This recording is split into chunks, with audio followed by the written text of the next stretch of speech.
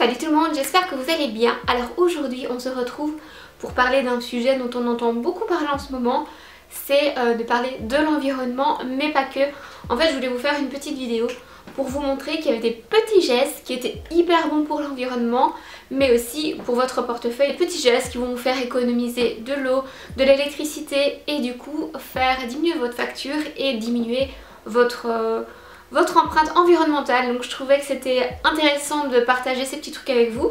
Si vous les connaissez, n'hésitez pas à me le dire, et si vous en connaissez d'autres que je n'ai pas mentionné, n'hésitez pas à me dire ça en commentaire aussi. Donc on va y aller tout de suite, mais avant je voulais faire une petite pause, un petit disclaimer. Donc oui, je vais vous montrer des gestes qui sont bons pour l'environnement. J'ai pas la prétention d'être Greta Thunberg ou une grande écologiste, d'être verte à 100%, je suis pas zéro déchet, mais selon moi si chacun fait un petit peu, si chacun change quelques petites habitudes, déjà on arrivera à beaucoup. Donc voilà, c'est dit, on y va tout de suite. Là je vais commencer avec des petits trucs qui vous permettent d'économiser de l'eau, et le tout premier truc dont je voulais vous parler, je pourrais pas vous le montrer parce que je sais pas le faire moi-même, je n'ose pas toucher à la cuvette des toilettes. Voilà, on y va, on parle des toilettes. En fait c'est de mettre dans le réservoir derrière votre toilette, vous mettez une grande bouteille d'eau ou deux petites bouteilles, ou alors vous mettez une brique. Et en fait le fait de mettre ces bouteilles d'eau ou ces briques dans votre réservoir va faire que quand vous tirez une chasse, vous allez consommer moins d'eau. Donc une chasse en général c'est 8 à 10 litres d'eau je pense, et du coup comme les bouteilles d'eau ou la brique prennent la place dans votre réservoir, il y a moins d'eau, il se remplit moins, et du coup quand vous chassez avec moins d'eau, donc vous économisez de l'eau. Et si vous économisez 2 litres à chaque chasse, si vous allez aux toilettes 3 fois par jour, faites le calcul, on est vite à 100 litres, et ça va vous faire diminuer votre facture d'eau et ça va diminuer aussi l'eau que vous consommez. Après si vous avez un réservoir plus récent, vous pouvez tout simplement aussi définir les litres d'eau que vous voulez qui partent dans chaque chasse.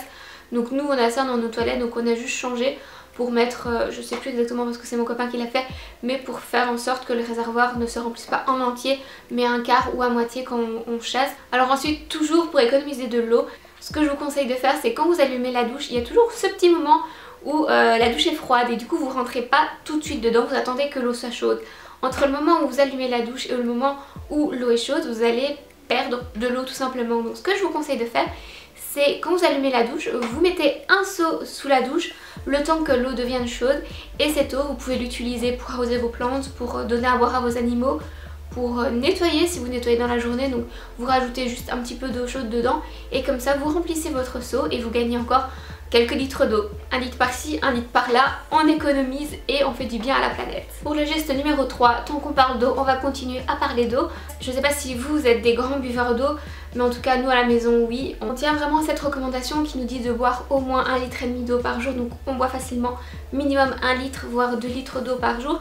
Ce qui fait que si vous utilisez des bouteilles d'eau et que vous buvez autant, vous allez utiliser blindé de bouteilles d'eau. Si vous êtes 2 dans le ménage, ça fait déjà 2 à 3 bouteilles d'eau par jour, ça fait un pack tous les 2 jours, c'est énorme, ça fait énormément de plastique, et du plastique inutile en fait, parce que vous pouvez tout simplement boire de l'eau du robinet, et l'eau du robinet est tout aussi bonne, et en plus elle est beaucoup moins chère que l'eau que vous allez acheter en bouteille. Donc nous ce qu'on a fait, c'est qu'on a acheté des bouteilles d'eau en verre. Moi je voulais absolument des bouteilles d'eau en verre, je voulais pas partir sur du plastique vraiment pour les bouteilles chez moi. Donc on a trouvé des bouteilles chez Ikea, donc c'est les bouteilles jaunes que je vais vous montrer là. Et j'ai trouvé une super bouteille aussi chez Maison du Monde. Enfin, en gros si vous en cherchez, il y en a partout. À l'époque j'avais été voir chez Action, il n'y en avait pas, mais maintenant il y en a. Donc voilà, il n'y a plus aucune excuse pour ne pas utiliser des bouteilles d'eau en verre plutôt que d'aller acheter des bouteilles d'eau dans le commerce. Franchement vous allez clairement voir la différence au niveau de vos poubelles. Nous on a commencé à faire ça début de l'année, donc en janvier. Et au niveau des poubelles bleues, donc les poubelles de plastique, on remplit les poubelles vraiment 2 à 3 fois moins vite qu'avant. Et pour ceux qui sont un petit peu réfractaires parce qu'ils trouvent que l'eau du robinet a un goût, alors je suis d'accord, mais on s'y fait vite. Et moi ce que j'avais entendu en fait à la télé, donc j'avais regardé une émission, si vous connaissez, ça s'appelle On n'est pas des pigeons, qui parlait des filtres Brita, ce genre de choses. Et en fait ils expliquaient tout simplement que si vous laissez votre eau s'aérer, ça filtre également. Donc le fait de laisser l'eau s'aérer, je suis pas scientifique hein, mais je vous répète ce que j'avais entendu, ça permet au calcaire de s'évaporer et du coup le goût change, le goût devient meilleur. Et moi je trouve que le goût est encore meilleur si après vous réfrigérez l'eau. Donc voilà, si vous voulez tester. Alors pour mon 4e point, dans la vie de tous les jours, ce que vous pouvez faire aussi, Au début ça va peut-être vous coûter un petit peu plus cher, mais à terme ça va vous faire des économies et en plus ça va vous permettre de consommer beaucoup moins. C'est acheter des petits cotons réutilisables. Donc voilà, moi j'ai ceux-ci, donc j'ai des grands et j'ai des plus petits. Les plus petits je les ai commandés chez une fille. J'essaierai de retrouver son adresse email parce que c'était vraiment pas cher. Donc elle a un site internet, je vous mettrai ça en barre d'infos si je le retrouve. Par contre quand j'ai reçu les petits je me suis rendu compte que c'était un petit peu petit. Et il y avait un marché quelques semaines après, pas très loin de chez moi, où j'ai trouvé ces grands. Et ça je trouve que c'est vraiment la taille parfaite. Malheureusement là j'ai pas le nom de la personne qui les a fabriqués, mais la personne qui fait ces cotons réutilisables en petit les fait aussi en grand. Donc voilà, moi personnellement je vous conseille les grands. Et donc j'utilise ces cotons réutilisables au lieu d'utiliser des cotons Des cotons en quoi? C'est quelle matière encore les cotons? En coton? Ouais, enfin bref. Au lieu d'utiliser des cotons jetables, voilà, c'est ce que je voulais dire. Comme je vous le disais au début, il va falloir acheter ça, mais c'est pas hyper cher. Et à terme, bah, vous ne devrez plus acheter à chaque fois des cotons parce qu'il suffit de les laver ceux-ci. Donc je trouve ça vraiment hyper pratique. Et ça fait quelques mois que je teste, donc je peux vous dire que ça démaquille tout aussi bien qu'un coton, un bête coton jetable.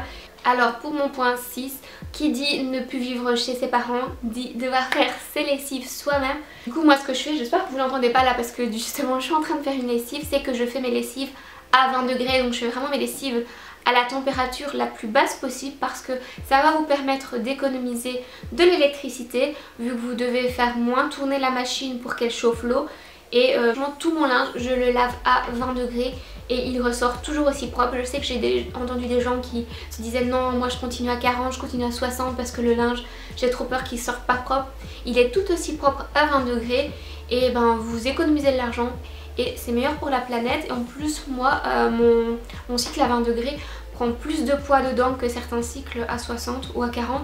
Du coup je peux mettre plus dans une seule lessive et du coup je fais moins de lessive, j'utilise moins d'eau. Donc voilà, je vous conseille vraiment de faire vos lessives le moins chaud possible. Alors je sais que toutes les machines à laver ne font pas des cycles à 20, la mienne elle avait 20 degrés donc tant mieux.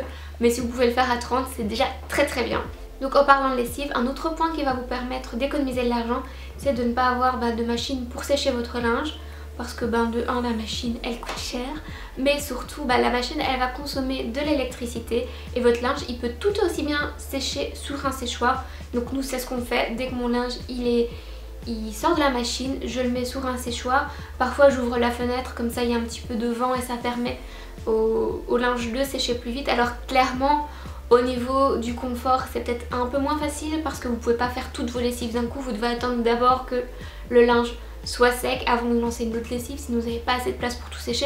Mais bon, on s'en fout, on économise de l'argent et on fait un bon geste pour la planète. Avant je parlais d'eau, là on va continuer avec tout ce qui est électricité vu que maintenant je vous parle d'électricité. Quand vous utilisez vos appareils électroniques, donc la télé, la PlayStation, le lecteur DVD, quand vous avez fini, quand vous allez vous coucher, quand vous partez travailler, ne laissez pas vos appareils en veille. Un appareil qui est en veille consomme toujours de l'électricité, donc par exemple un lecteur DVD en veille va encore consommer 90% d'électricité, donc c'est fou, c'est quasi comme si vous le laissiez tourner toute la journée alors que vous l'utilisez même pas. Et nous, question de facilité, ce qu'on a fait c'est qu'on a acheté un domino avec un interrupteur dessus, donc du coup quand on va se coucher, quand on part en vacances, quand on part travailler, on éteint le domino, ce qui fait que ça éteint tous les appareils qui sont branchés dessus. Et voilà, grâce à ça, vous gagnez du temps, vous n'allez pas tout éteindre un par un. Et bien sûr, vous gagnez l'électricité vu que vos appareils en veille ne vont plus consommer. Toujours dans les gestes qui vont vous permettre d'économiser de l'électricité, ça va de soi, mais on n'y pense pas forcément toujours. D'acheter des ampoules basse économie, non, basse consommation, voilà. Donc moi je ne me connais pas du tout en ampoule, donc c'est mon papa qui a été me les chercher. Donc si vous voulez, voilà, je vous mets l'ampoule pour que vous regardiez un petit peu ce que c'est. Nous ce qu'on a fait c'est qu'on a remplacé toutes les ampoules par des ampoules économiques et clairement ça vous fait gagner de l'argent et économiser de l'électricité. Alors on repart sur l'eau, j'aurais peut-être dû mettre tout ensemble mais bon voilà, je vais vous reparler de l'eau et du brossage de dents. Donc là j'ai deux petites choses à vous dire. La première c'est déjà quand vous vous brossez les dents, fermez le robinet, pareil si vous vous lavez le visage, fermez le robinet. Et ça on s'en rend pas compte mais laissez un robinet couler comme ça, même si c'est quelques minutes, vous allez consommer beaucoup d'eau. Rien que laisser un robinet ouvert le temps de se brosser les dents, le temps de se laver le visage, vous allez consommer entre 20 et 30 litres d'eau. C'est un truc de dingue. Donc imaginez si vous faites ce geste 2 fois par jour, 7 fois par semaine. Pensez à ça, votre facture d'eau va vous dire merci et la planète aussi. Et donc je vous disais que j'avais deux choses à vous dire sur le brossage de dents. Et la deuxième chose, c'est que je suis récemment passée au brosse à dents en bambou. Donc j'en cherchais depuis un moment et j'en ai trouvé sur ce site qui s'appelle Just Smile. Donc voilà, elles sont hyper mignonnes. Vous avez une rose, une bleue et celle-ci c'est une brosse à dents au charbon. Donc comme vous pouvez le voir, il y a déjà plein de dentifrice dessus parce qu'on les utilise hein, bien sûr. Au mois d'août je pense, je suis tombée sur cette marque, donc Just Smile, où la brosse à dents coûte environ 3,50 €, donc c'est quasi le même prix qu'une brosse à dents en plastique. Et à l'achat de chaque brosse à dents, ils offrent un crayon à un enfant en Amérique du Sud pour les aider. Donc je trouve que en plus d'être une marque engagée environnementalement, c'est une marque qui est engagée dans la communauté, qui essaye de rendre à la communauté, donc je trouve ça vraiment bien. Je voulais vraiment vous mentionner ceci, donc je vous mettrai le site de la marque juste en barre d'infos. On arrive déjà au dernier geste que je voulais vous conseiller et là encore une fois moi je suis tout au début de ça, mais il y a plein de gens qui le font et c'est faire ses cosmétiques soi-même. Donc là en l'occurrence je n'avais plus de gommage, mais j'ai essayé de trouver une solution plus écologique et une solution maison. Donc j'ai repris un gommage de Body Shop parce que les pots sont juste trop pratiques et en fait mon père boit énormément de café et j'avais remarqué qu'à la maison ils avaient du marc de café que mon père utilise en fait comme engrais, enfin il l'utilise pour plein de trucs.